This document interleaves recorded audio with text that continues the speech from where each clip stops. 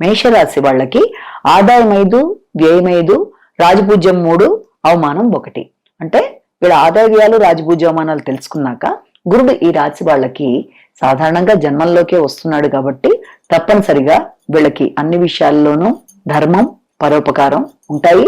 శ్రమ పెరిగినా గుర్తింపు, గౌరవం ఉంటుంది. అంతేకాకుండా వీళ్ళకి ఈ యొక్క అత్యధికమైన గౌరవాన్ని వీళ్ళు పొందగలుగుతారు అన్న విషయాన్ని ముందుగా తెలుసుకోవాలి. దాంతోపాటుగా ఆలోచనలు వికసిస్తాయి, సమయస్ఫూర్తిగా ఉంటారు, సృజనాత్మకత పెరుగుతుంది. సంతానం విషయంలో వీళ్ళు కొన్ని నిర్ణయాలు అని తీసుకుంటూ ఉంటారు. అంటే వాళ్ళ యొక్క అభివృద్ధి విషయంలో ఆలోచనలు ఎక్కువ చేసుకుంటారు. ఇక దాంతోపాటుగా సంఘంలో ఉండే సామాజిక సంబంధాలు కానీ, వ్యక్తులతో కానీ వీళ్ళ యొక్క అనుబంధం లేకపోతే వీళ్ళ యొక్క స్నేహ సంబంధాల విషయంలో కొంత తగ్గుతుంది. అంటే ఆశించిన స్థాయిలో వీళ్ళకి ఆ స్నేహ సంబంధాలు అనేవి ఉండవు కాబట్టి వీళ్ళంతా జాగ్రత్త పాటిస్తూ ముందుకు వెళ్ళాలి స్నేహ సంబంధాల విషయంలో. ఇక ఈ యొక్క తండ్రి యొక్క ఆశీస్సులనే ఉంటాయి. ఉన్నత విద్య కోసం ప్రయత్నం చేస్తారు. ఆధ్యాత్మికంగా అభివృద్ధి సాధిస్తూ ముందుకెడతారు. శని భగవానుడి వల్ల ఆశించేది ఎక్కువ, సిద్ధించేది తక్కువ, మనశ్శాంతి తక్కువగా ఉంటుంది. అలాగే ప్రతి విషయంలోనూ ఆలస్యాలు అనేవి ఎక్కువగా ఉంటాయి. దానివల్ల కొంత మానసిక ప్రశాంతత లోపిస్తుంది. తర్వాత ఆరోగ్య విషయంలో శ్రద్ధ తీసుకోవాలి ఖచ్చితంగాను. వ్యాయామ ప్రాణాయామాలకి ఎక్కువ అవకాశం ఇవ్వాలి. అలాగే వృత్తిపరంగా, అభివృద్ధి పరంగా ముందుకు వెళ్ళడానికి చేసే ప్రయత్నాల్లో వీలైనంత వరకు స్వార్థరహితంగా ప్రవర్తించవలసిన అవసరం అయితే కనబడుతోంది. అలాగే దాంతోపాటుగా సంతానం విషయంలో గాని, ముఖ్యమైన పనులలో గాని, సంతానం ఆరోగ్య విషయంలో గాని కొంత వ్యతిరేకత అనేది ఉంది కాబట్టి వీలైనంత వరకు పనులలో అలసత్వం, పనులలో బద్ధకాలు ఉన్నప్పటికీ వాటిని అధిగమించే ప్రయత్నాలు చేయాలి.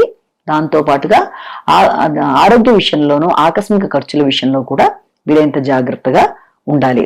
ఇక రాహుకేతువుల ప్రభావం వల్ల వీళ్ళకి ఈ సంవత్సరం ఈ రాహుకేతువుల ప్రభావం వల్ల ఈ ఆకస్మిక ఖర్చులు, అనవసర వ్యయాలు అధికంగా ఉంటాయి. అనవసరమైన వ్యక్తుల కోసం ధనం ఖర్చు పెట్టి దానికి కూడా అవకాశాలు ఉన్నాయి కాబట్టి వీలైనంత వరకు ధనం వ్యర్థం కాకుండా జాగ్రత్తలు తీసుకోవాలి.